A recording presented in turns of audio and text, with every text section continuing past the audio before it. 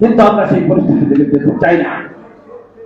আমি এখানে গোয়েন্দা বিভাগের প্রতিনিধিরা আছেন, আপনারা সরকারকে স্পষ্ট জানিয়ে দিন, দপ্তর অধিদপ্তরের কর্মচারীরা কোন ধরনের সরকারকে বিজ্ঞাত করতে চায় না। আমরা এখনো বল সরকারের কোর্টে আছে, আমরা এখনো চাই তারা আমাদের ডাকুক, আমাদের আবেদন দেওয়া আছে, আমরা আলাপ আলোচনার মাধ্যমে সমাধান করতে চাই। তারপরেও যদি আমাদের ডাকা না হয়, ইনশাআল্লাহ আমরা আগামী শুক্রবারে আমাদের কর্মসূচি ঘোষণা করবো, যেটা প্রেস রিলিজে দেওয়া আছে। আমাদের সভাপতি সাহেব আছেন, তিনি এই বিষয়ে ঘোষণা করবেন, কিন্তু প্রেস রিলিজ হাতে হাতে দেওয়া হয়ে গেছে, সবাই জেনে গেছে বিদায় আমি কথাটা বললাম। আমাদের সভাপতি মহোদয়, মুখ্য সমন্বয়ক সাহেব কর্মসূচি ঘোষণা, মানে আমাদের পরবর্তী কি করণীয় সে বিষয়গুলি ঘোষণা দিবেন। আমি আজকে এই সংবাদ সম্মেলন এবং দোয়ার অনুষ্ঠান থেকে আমি আপনাদেরকে ধন্যবাদ জানাচ্ছি, এবং হাদিমের বিষয়ে আমি দু একটি কথা বলবো। কারণ হাদিস হলো আমাদের শব্দ, হাদিস হলো একটি প্রতিষ্ঠান, হাদিস হলো বাংলাদেশের মুষ্টিমেয় ব্যক্তি ছাড়া, একটি গোষ্ঠী ছাড়া প্রতিটি হৃদয়ের কথা হাদি বলতো। হাদি তার শব্দ কতদূর ছিল, আমাদের বাংলাদেশের সর্বোচ্চ পর্যায়ে যে সচিবরা আছেন এখনো তারা যে সীমাবদ্ধতার মধ্যে আছেন, সেটা হাদির কথা থেকে স্পষ্ট বোঝা গেছে।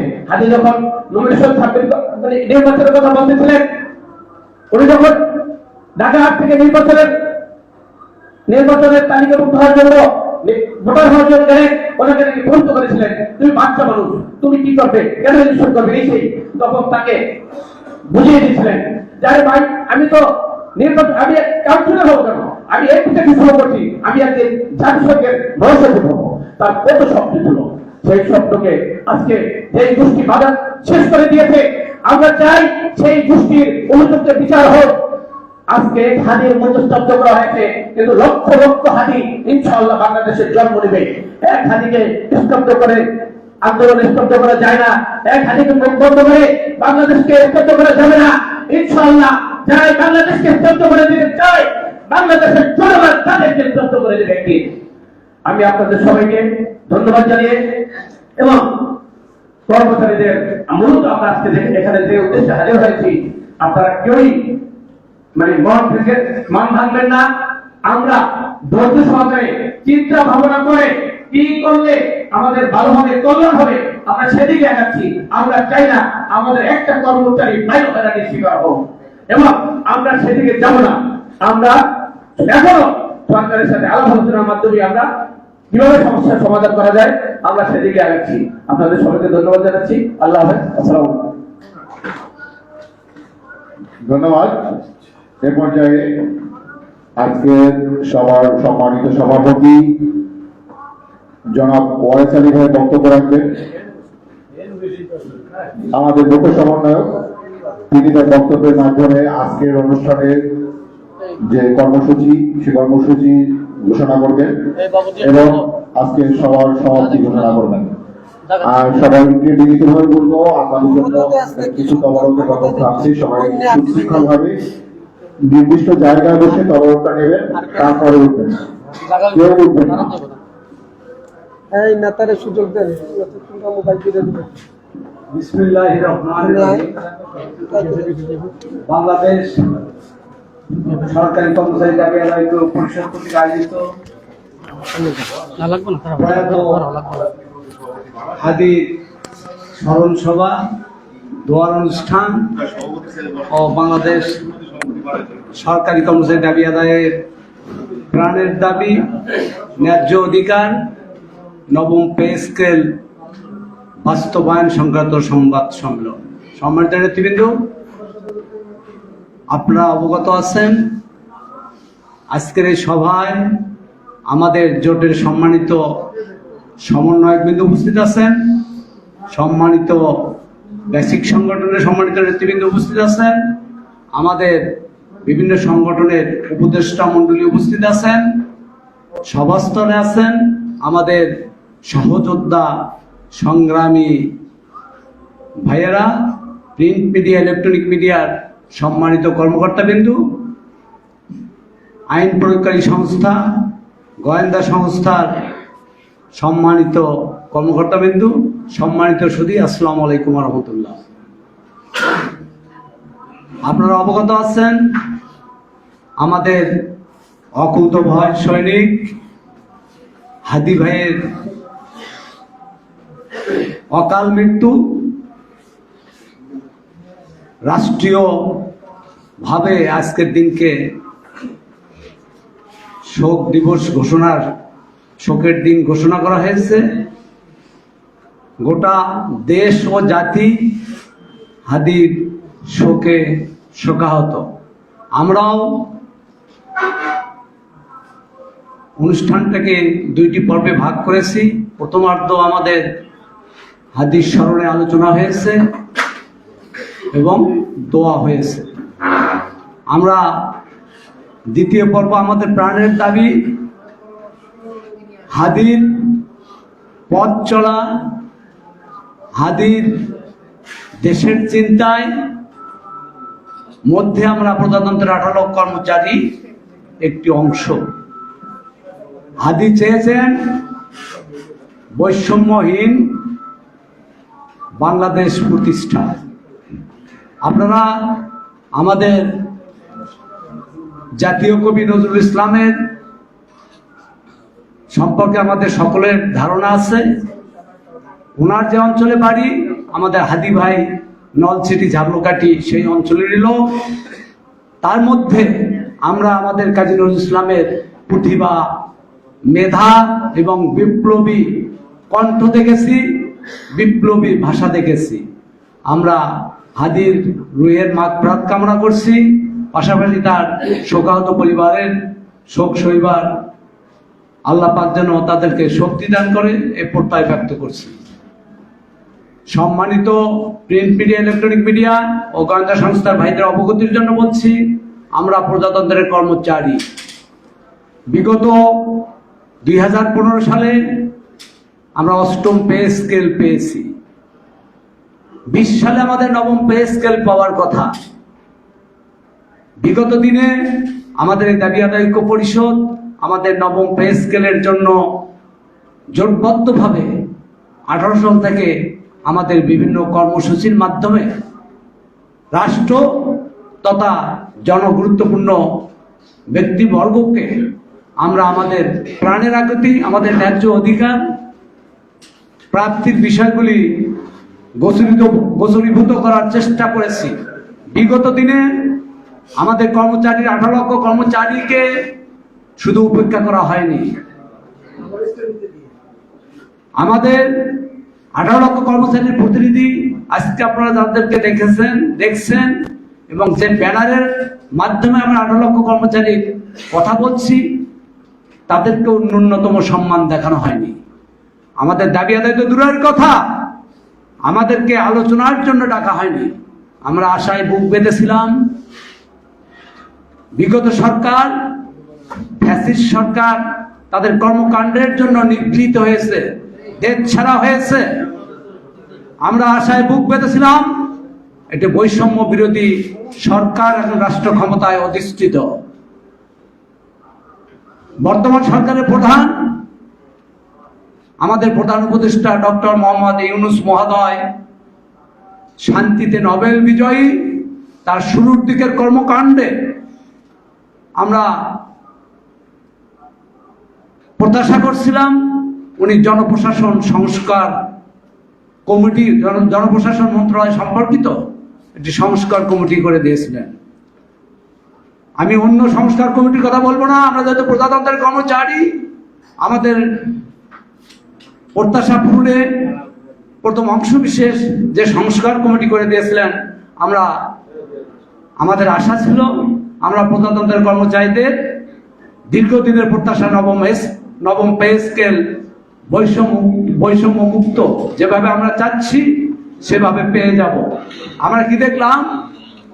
জনপ্রশাসন সংস্কার কমিটি শুধু আমাদের আমলাদের যে অংশটুকু সংস্কার দরকার সেইটুকু সংস্কার করলেন।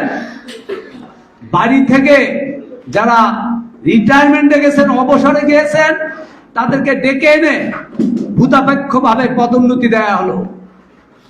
তাদেরকে আর্থিকভাবে রাষ্ট্রীয় কোষাগারের 75 কোটি টাকা তাদের ভাতার জন্য, প্রাপ্তির জন্য বরাদ্দ দেওয়া হলো। আমরা যারা খেটে খাওয়া ছোট কর্মচারী 11 থেকে 20 গ্রেডের কর্মচারী আমরা আশাহত হলাম। আমরা বিভিন্নভাবে প্রধান উপদেষ্টা মহোদয়, অর্থ উপদেষ্টা মহোদয় সহ জনপ্রশাসন মন্ত্রণালয় আমরা আমাদের বিষয়গুলো লিখিতভাবে বিভিন্ন কর্মসূচির মাধ্যমে জানানোর চেষ্টা করলাম, কিন্তু দুঃখের বিষয় আমরা প্রজাতন্ত্রের কর্মচারী আমাদের কথা আমলে নিলেন না, শুধু নিলেন আমলাদের কথা আমলে। সম্মানিত নেতৃবৃন্দ, আমরা সর্বশেষ 5 ডিসেম্বর 2025-এ কেন্দ্রীয় শহীদ মিনারে মহাসমাবেশ করলাম। সেখান থেকে আমরা সরকারকে একটা সময় বেঁধে দিলাম যে আগামী 15 ডিসেম্বরের মধ্যে পে স্কেলের গেজেট প্রকাশ করতে হবে, না হলে আমরা প্রজাতন্ত্রের কর্মচারী আমাদের পেটের ক্ষুধা নিবারণের জন্য, আমাদের পরিবারের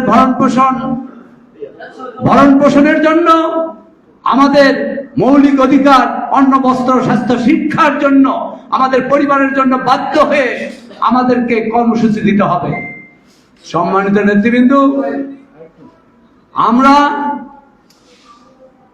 আশায় ছিলাম যে আমাদের সদাশয় সরকার তথা অর্থ মন্ত্রণালয় আমাদের 15 তারিখের মধ্যে পে স্কেলের গেজেট প্রকাশ করবেন। আমরা কি দেখলাম? পে স্কেলের গেজেট প্রকাশ তো দূরের কথা, আমাদের যে ব্যানারে দাবি আদায় পরিষদের মঞ্চ থেকে কর্মচারীদের 18 লক্ষ কর্মচারীদের ন্যায্য অধিকারের জন্য যে টাইম ফ্রেম, যে সময় বেঁধে দেওয়া হয়েছিল, যদি অর্থ মন্ত্রণালয় থেকে সম্মানিত উপদেষ্টা মহোদয় আমাদের নেতৃবৃন্দকে ডাকতেন যে কাজের জন্য পে স্কেল একটি বড় কর্মযজ্ঞ, এই কাজের জন্য সময় লাগবে, নেতৃবৃন্দের সাথে আলোচনা করতেন, আমরা আলোচনায় বসতাম কিভাবে আমাদের নবম পে স্কেল বাস্তবায়িত হবে। আমাদের প্রজাতন্ত্রের কর্মচারীরা ওই ধরনের একটা অনুষ্ঠান পেলে, মত বিনিময় সভা পেলে আমরা নীরব নিস্তব্ধ থাকতাম। আমরা প্রজাতন্ত্রের কর্মচারী, কোনোভাবে আমাদের বেতনের টাকা দিয়ে 10 থেকে 15 দিন চলে না। আমরা অর্থ উপদেষ্টা মহোদয়কে আমরা 15 তারিখের পর 17 তারিখে সংবাদ সম্মেলনের মাধ্যমে আমাদের কর্মসূচি ঘোষণা করার কথা। আমরা আমাদের এই দেশের প্রেক্ষাপট, দেশের বর্তমান অবস্থা বিবেচনায় এবং আমরা প্রজাতন্ত্রের কর্মচারী, আমরা কর্মচারী বিধিমালার মধ্যে আবদ্ধ বিধায় আমরা অর্থ উপদেষ্টা মহোদয়কে সাক্ষাৎ চেয়ে একটি আবেদন করলাম আমাদের দাবি আদায় পরিষদের প্যাডে। আমরা সেদিক থেকে আজ অবধি কোনো সাড়া পেলাম না। আমরা মাননীয় প্রধান উপদেষ্টা মহোদয়ের এখানে সাক্ষাৎ চেয়ে আবেদন দিয়েছি, স্মারকলিপি দিয়েছি, সেদিক থেকেও কোনো আমাদের পে স্কেল প্রাপ্তির বিষয়ে কোনো আহ্বান পেলাম না, কোনো সাড়া পেলাম না। আমাদের হান্নান ভাই যারা সিনিয়র নেতা, সিনিয়র নেতৃত্ব দিয়েছেন, সেলিম ভাই, মান্নান, তারা কিন্তু রাষ্ট্রের কাছ থেকে মূল্যায়ন পেয়েছে। তারা যে তার ব্যাখ্যায় বলেছেন যে প্রেসিডেন্ট ঈশ্বর সাহেব আমাদেরকে উৎসব ভাতা দিয়েছেন, শান্তি বিনোদন ভাতা দিয়েছেন। সম্মানিত নেতৃবৃন্দ, আমরা আজকে আমাদের কর্মসূচি ঘোষণা হওয়ার কথা, আমরা এই অনাকাঙ্ক্ষিত ঘটনার জন্য আমরা প্রত্যাশিত ছিলাম না। আমরা আজকে সংবাদ সম্মেলনের মাধ্যমে কর্মসূচি দিব, যেহেতু আমাদের কোনো আবেদন বিবেদন, আমাদের কোনো কথাই রাষ্ট্র আমলে নিচ্ছে না। বাধ্য হয়ে আমাদের পেটের ক্ষুধা নিবারণের জন্য, মৌলিক অধিকার প্রাপ্তির জন্য, আমাদের ন্যায্য অধিকার পাওয়ার জন্য আমাদেরকে কর্মসূচির দিকেই যেতে হবে। আজকে এই হাদি ভাইয়ের অকাল মৃত্যু, হাদি ভাইকে মেরে ফেলা দেওয়ার কারণে আমরা আজকে কর্মসূচি ঘোষণা করছি না। আগামী 26 তারিখ আমরা আমাদের সংগঠনের পক্ষ থেকে আমরা কর্মসূচি ঘোষণা করব। এর মধ্যে এই কয়েকদিনে আমরা আবারও অর্থ মন্ত্রণালয়, মাননীয় অর্থ উপদেষ্টা, প্রধান উপদেষ্টা সহ তার কার্যালয়ের সাথে যোগাযোগ করব। আমরা প্রজাতন্ত্রের কর্মচারী, আমরা শান্তিপ্রিয় কর্মচারী, আমরা গরিব খেটে খাওয়া কর্মচারী, আমরা কোনোভাবেই চাই না আমরা কর্মসূচির দিকে যাই। সম্মানিত নেতৃবৃন্দ, এই কয়েকদিনেও যদি কোনো অর্থ উপদেষ্টা মন্ত্রণালয় দপ্তর থেকে, প্রধান উপদেষ্টার কার্যালয় থেকে যদি আমাদের নেতৃবৃন্দের কোনো ডাক না পড়ে, দৃশ্যমান ডাক, গোপনে ডাকতে হবে না, আনুষ্ঠানিকভাবে চিঠি দিয়ে ডাক দিতে হবে যে আপনাদের সঙ্গে অমুক দিন বসতে চাই, সময় দিন দিয়ে যদি আমাদেরকে ডাকে আমরা নেতৃবৃন্দ আলোচনায় যাব। আলোচনার পরে ইনশাআল্লাহ যদি আমাদের দাবির বিষয় রাষ্ট্রের পক্ষ থেকে কোনো ঘোষণা না আসে, আনুষ্ঠানিক ঘোষণা না আসে, আমরা ইনশাআল্লাহ আগামী 26 তারিখ 18 লক্ষ কর্মচারীর জন্য আমাদের কর্মসূচি ঘোষণা হবে। আমাদের মিডিয়ার ভাইদের অবগতি তথা সকল সম্মানিত নেতৃবৃন্দ, গোটা দেশের 18 লক্ষ কর্মচারীর জন্য বলতে চাই, আমাদের প্রজাতন্ত্রের কর্মচারী সচিবালয়ের বাইরে যারা আমরা কর্মরত, আমরা আমাদের এই সংগঠনে সর্বশেষ যে মহাসমাবেশ হয়েছে, জাতীয় ভিত্তিক 14টি সংগঠন, বেসিক সংগঠন মিলে সব মিলে 30-31টি সংগঠন আমরা একসাথে কর্মসূচি দিয়েছি। আমাদের কর্মসূচিকে আপনাদের 18 লক্ষ কর্মচারীর ন্যায্য প্রাপ্তি, নবম পে স্কেল প্রাপ্তিতে আরেকটি সংগঠন, তারা 6 তারিখে আমরা দিয়েছি মহাসমাবেশ, তারা দিয়েছে জাতীয় সমাবেশ। একটা বিভ্রান্ত করার জন্য, কর্মসূচিকে ব্যাহত করার জন্য আমাদের নেতৃবৃন্দর নামে বিভিন্ন জায়গায়